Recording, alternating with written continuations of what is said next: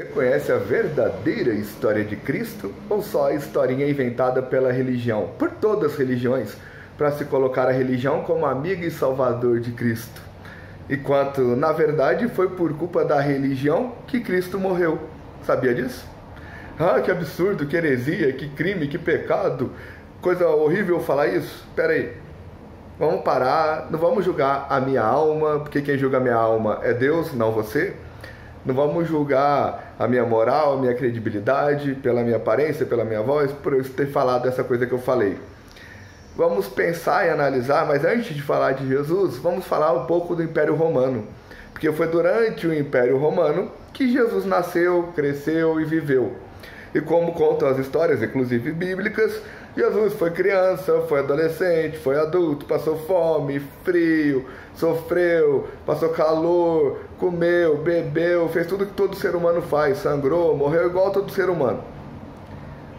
Mas vamos parar e analisar essa época onde Cristo viveu. Tinha um cara chamado Pôncio Pilatos. Esse Pôncio Pilatos, por que a gente vai analisar? Porque tem documentos oficiais falando que ele realmente existiu.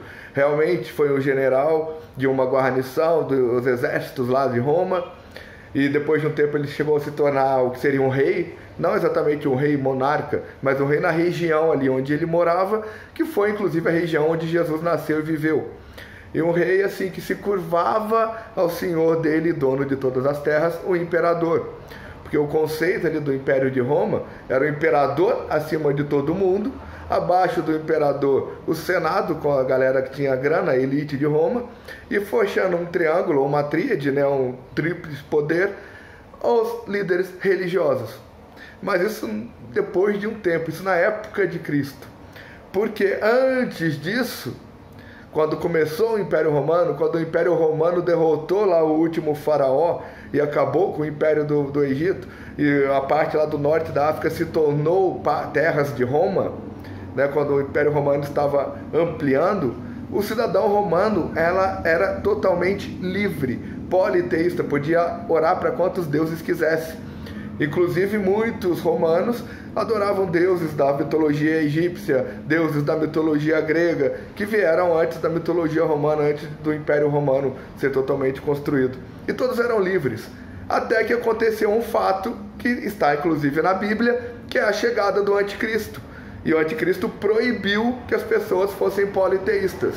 Acabou com todos os outros deuses, disse que qualquer um que orasse a outros deuses era herege, era pagão, e não podia ser um cidadão de bem, um cidadão romano, não seria salvo por Jesus, não seria salvo por Cristo, não seria salvo pelo Deus, porque só existe um Deus verdadeiro, e é aquele Deus verdadeiro que aquele poder começou a impor. Então, o que a gente para e analisa disso daí? O que faz sentido? O que parece ser verdade? O que parece ser mentira? Porque Pilatos estava lá em um dia, num feriadão nacional lá do Império Romano, e o poder que Pilatos tinha dava a ele o privilégio, ou dava a ele o poder, né? Ele tinha nas mãos o poder de soltar um criminoso, de absorver, de perdoar os crimes cometidos por um cidadão romano e fazer esse cidadão voltar a viver em sociedade.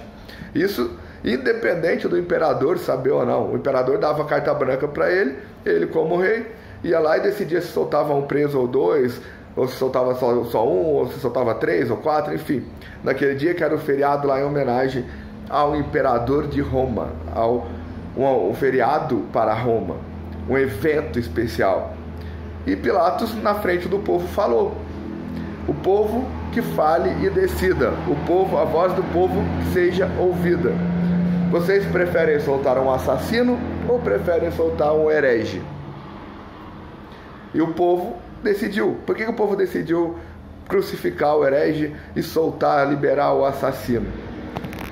Daí a gente volta naquela trilha do poder do imperador, do senado e dos líderes religiosos.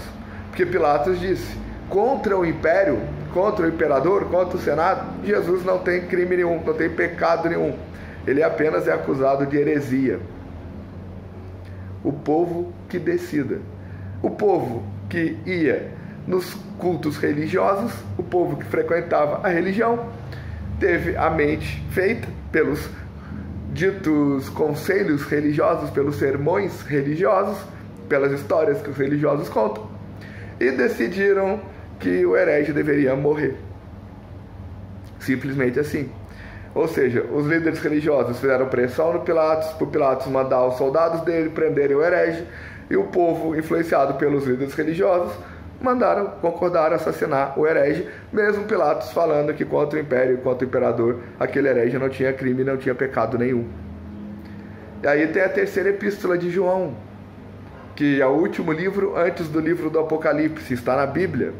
Que na verdade não é um livro, né? Na verdade é um pedaço de uma carta que João mandou para Pedro, falando que eles não eram bem recebidos na igreja. Eles quem? Os apóstolos, ou seja, Jesus.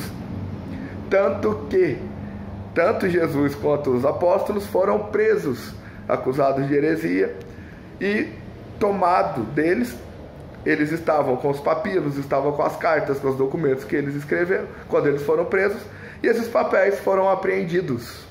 Esses papéis ficaram com o poder religioso, ficaram nas mãos dos poderosos religiosos que mandaram prender, que tinham o poder de acusar as pessoas de heresia. Mais tarde, anos depois, teve o tal Concílio de Nicéia.